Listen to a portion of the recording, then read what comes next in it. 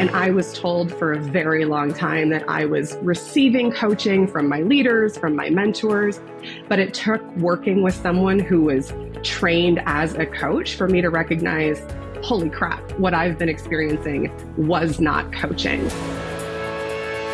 Today, I'm excited to welcome Sarah Tilkens back to the show. Now, I've known Sarah for many, many years. I think this is the fourth time she's been on the podcast. So she's got a really strong background. She spent a lot of years working for GE in various lean and leadership roles. And now she's got her own company that she started. So we'll tell you all about that here when we get going. But today, we really focused in on the whole idea of talent development as part of a organizational transformation. And so this is really one of Sarah's passions is developing people and developing talent and within sort of a lean ecosystem. And lots of good wisdom in here and lots of good lessons from things that she's learned over the years. So I think you're going to enjoy it. I know I did. Our show notes can be found over at gembapodcast.com. This is episode 568. Again, gembapodcast.com and look for episode 568. Okay, enough from me. Let's get to the show. Sarah, welcome back to the show. How are you? Hi, Ron. Thanks for having me. I'm great. How are you doing?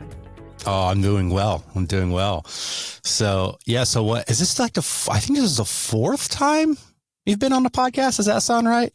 It is the fourth time. I started as like a super fan. And I remember the first time you interviewed me being terrified, thinking, oh my God, what do I have to say? So the fact that this is time number 4 is a testament to your legacy and my journey. So, well, I appreciate it. Yeah, no, it's always great to catch up. And so we were just chatting right before we hit record. The last time you were on was episode 474. So it's been a minute, right? Mm-hmm. So, but you know, Sarah, how we like to get things going right out of the gate. We like to start with a quote. So what do you got? Yeah, this one I actually have on a sticky note and I look at it all the time. My girlfriend told it to me. It's attributed to Wayne Dyer, but it's when you change the way you look at things, the things you look at change. Yeah, that's pretty good. What's that mean to you?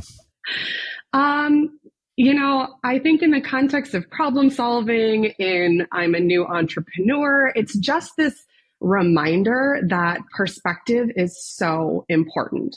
So when we're feeling like things are hard, when we're feeling like we're stuck, we can just simply change our mind. And sometimes that's all it takes to actually create movement. So it's just like, again, it reminds me that I'm responsible for what I think, and what I think controls the results that I create. Mm-hmm. Mm-hmm. Awesome. Okay. Mm-hmm. All right. Well, you just hinted at a little bit about a change since last time we chatted, mm-hmm. but tell us a little bit about what's going on. Maybe back up a little bit. Just tell us, in case folks missed the previous episodes, like a little bit about your background, and then obviously what you're up to these days.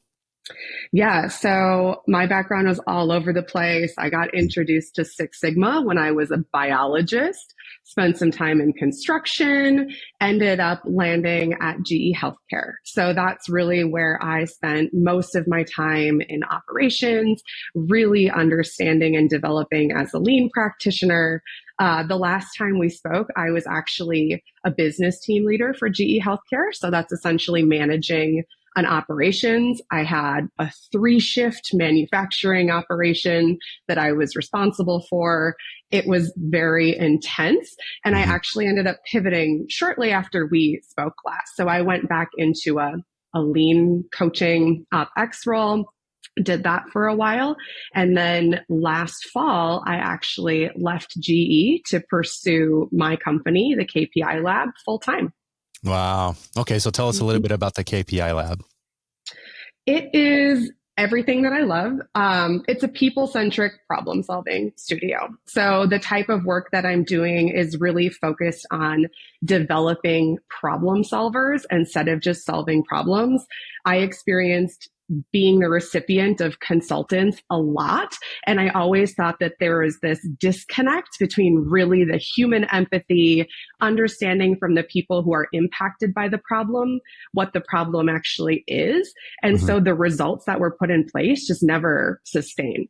So what Mhm. I do is really all about, again, developing talent, solving problems in a way that actually changes the culture and, creates real change in an organization. Mm-hmm. Mm-hmm. Awesome. Okay.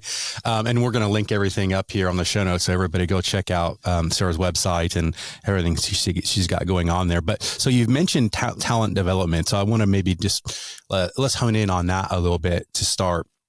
So why do you think developing people, developing talent is such a critical part of really transformation?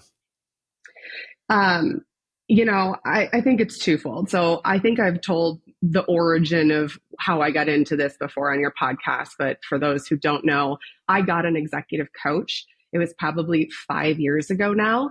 And I was told for a very long time that I was receiving coaching from my leaders, from my mentors. But it took working with someone who was trained as a coach for me to recognize, holy crap, what I've been experiencing was not coaching. So Mm. that made me fall in love with this different way of being with people, with serving people, and with developing talent. I think what that means to me now, right, is that people are really burnt out.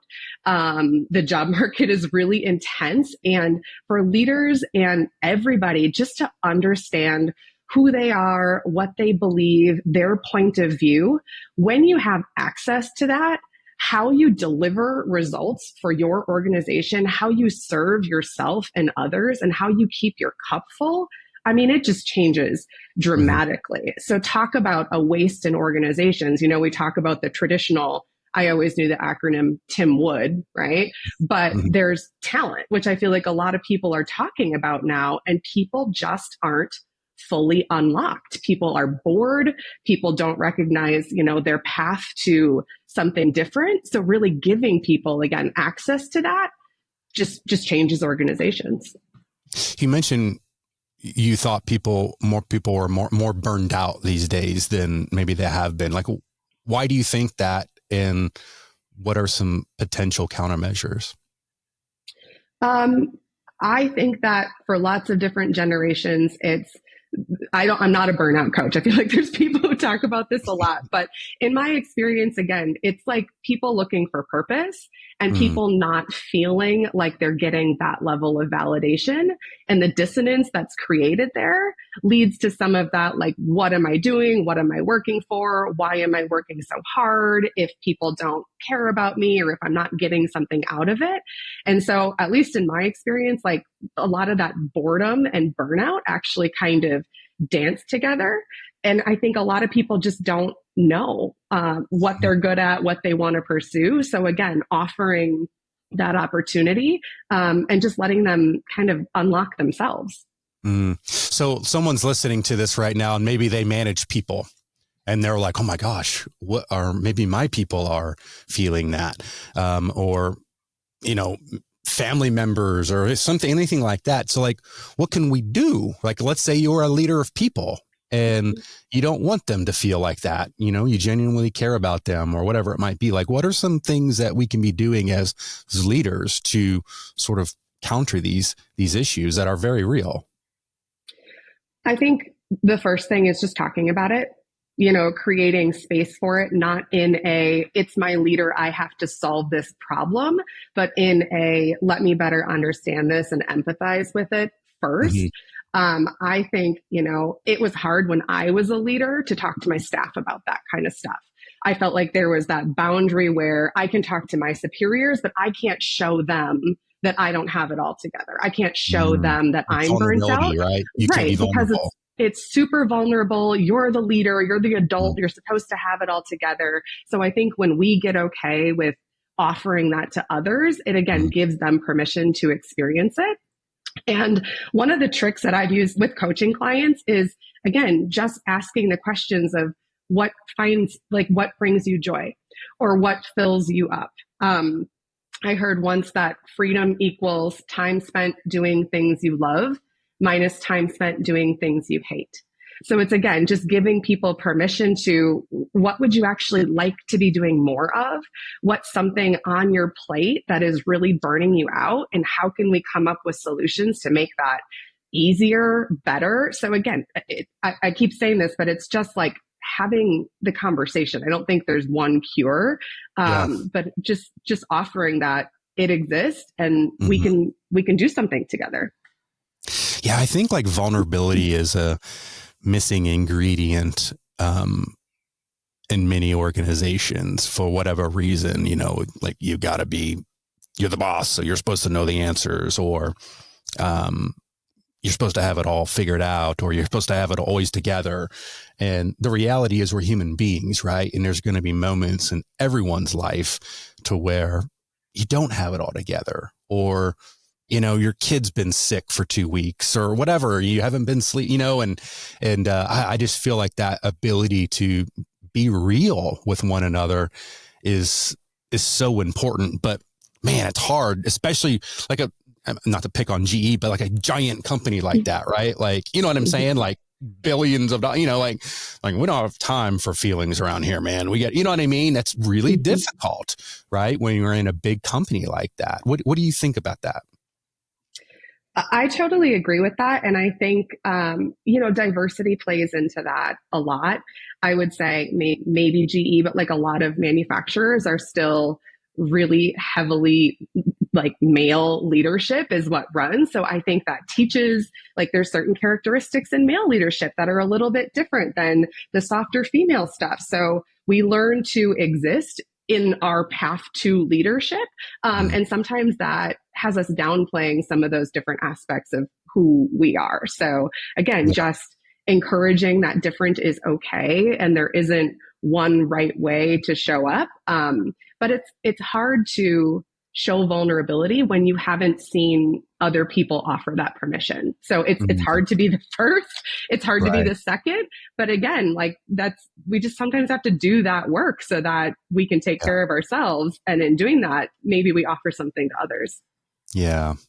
Okay. So, all right. Well, I want to shift gears a little bit now. So I know that, just in knowing you over the years that you're passionate about lean for sure, but also about, developing people and developing talent. So I'm wondering if you could share some examples of, I don't know, if there's any programs or initiatives or anything that you've been involved with where you were able to sort of combine your love of developing talent and lean. Mm-hmm. Of course. There are a couple different things that come to mind. So several years ago now, I got asked by our plant manager to bring back like a problem solving program.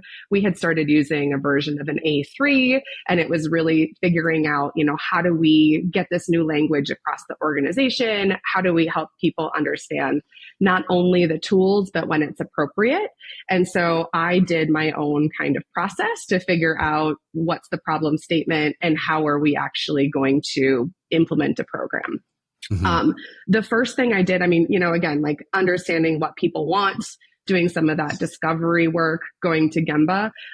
But instead of asking how, I started by asking who. So Mm-hmm. understanding that we're launching a new program, you want people at the helm who are going to naturally be passionate, Mm-hmm. maybe have a little bit of that sales mentality, maybe already have the relationships built. So Mm-hmm. my step one was like, I'm going to find the people. And then once we're in the room together, we're going to figure out the how. So it was just a little bit of a different way of honoring people's natural capabilities so that we built something that they could lead instead of saying, okay, here, I built it all in my head. Here are maybe the right people on paper to go teach and deploy, but those people actually are only right in title, but not right maybe in behavioral profile. Mm-hmm. So that's an example. Mm-hmm. I also this was probably about a year and a half ago, we launched what we called a KPO program. So a Kaizen promotion office. Mm-hmm. The problem we were solving was we had a huge dock of projects that we needed to get done around productivity. And we didn't necessarily have the labor to resource them because most of our effort was, on the day-to-day firefighting, day-to-day manufacturing. So I remember talking to some of the leaders and saying, we don't have a talent problem. Just part of our talent is busy pushing buttons on machines. But if we can figure out a way to get them off the floor and utilize their brains, pointing them at different problems that we have to solve, we can make some progress. So we actually negotiated with the union. We were able to get union members onto my team, and we had a list of problems, and we helped take a very people-centric approach to, Ron, you're in the union. Maybe you've never had leadership development, but what are your superpowers? What type of work do you want to do? How do you want to contribute? So just giving people permission to think in a really different way. And then we did Kaizen very intentionally to develop skill sets. We, helped them understand how to lift the muscles. We put them in the gym, and we did, in 90 days, we created insane results. I think that we contributed to $600,000 or $700,000 in VCP initiatives just by, tapping some untapped talent. Wow. How did that make you feel? Like when you were involved in that? I think proud. By the time I was involved in that, my staff actually took a lot of the responsibility of doing some of that development work, which was the first time that it wasn't me, coming up with the idea and orchestrating it myself. So proud of what they were able to accomplish, because it wasn't actually my lone victory. It was, I have this idea. You guys have your superpowers. I think we can make this happen. How do we leverage each other? And it worked. And again, it offered the entire team this different permission to think about how they contribute inside the organization. Love it. Okay. I want to circle back to KPI Lab now. So how long have you been at it? I started KPI Lab almost 2 years ago. Okay. So I'm curious to maybe just take us a little bit on that journey of what it's been like. And I don't know, have obviously with any business, you evolve, you learn, you adapt and sort of thing and grow. So like, walk us through that a little bit, like what it's been like and what you're up to these days. Yeah. So I started with just coaching. When I was getting my coaching certification, in order to be credentialized, you have to get paid to coach. So I went from, this is a side hobby to, holy crap, I have to figure out, how to sell and how to become a business. Yeah. So it started there. And my entire approach to building my business has been, I experiment and just allowing myself permission to still be that version of myself as I was, taking in a ton of information on what good looked like. So I started selling coaching, and the question was, who wants to be coached by me? And how do I create value in this space? So understanding that operations leaders were really attracted to me because I could deeply empathize with their point of view on a lot of things. So, oh, interesting. Let's play with that. Then, it served them to sometimes have some versions of consulting. So that helped me understand, again, what does my client need and how can I meet them where they're at? I've had I've consumed a ton of information on how to run a business, and there's people who build it and then try to sell it. I've never done that. I've always just asked, what problem are you trying to solve? And what can I pull from my toolkit to support you? So it's this very customer-centric approach to, I make no assumptions about what my market needs. I have, again, my toolkit, and I understand. I seek to understand. And then if I'm the right solution, cool. Here's how I can help you. And if I'm not, here's my arsenal of other badass consultants who do different types of works that I'm happy to point you in the direction of. So it's been hard. It takes an army, just like raising a kid, because you're constantly learning and tapping your network for lots of different requests. But it's been super validating. And my favorite part is I've just allowed myself to be who I am. So even when other people are telling me there's a better way, it's coming back to, but this is my way. And I don't know anything about running a business, but I know how I create value, and kind of just trusting that that's going to get me where I need to go. That's interesting. So if folks want to learn more about your work, what's the best way? You can check out my website. You can find me on LinkedIn. The website is thekpilab.com. LinkedIn, I'm at Sarah Tilkens, but I'm out here. So, find me, connect with me. And the easiest thing is just whatever you're listening to on, right? Just scroll down because we'll have everything linked up there. So, wow, It's been awesome to catch up and super proud of you for stepping out because, hey, I know that feeling, going from the corporate world into your own gig. So, it's amazing, but also, terrifying at the same time. And, but just keep going, keep adding value, which I know you will, and things are going to work out. So. Oh, thank you. I appreciate it. All right. Okay. Well, we'll catch up again down the road, I'm sure. Okay. Sounds great. All right. Take care. Thanks. Bye. Thanks for listening. Whether you've been on the continuous improvement journey for many years, or perhaps you're just getting started, Gemba Academy is here to support you. And while we're best known for our more than 1,500 Lean and Six Sigma teaching and virtual tour videos, we also have a team of experienced Lean and Six Sigma practitioners available for one-on-one coaching, as well as a variety of Lean and Six Sigma certification options. To learn more and to schedule a demo, head on over to gembaacademy.com.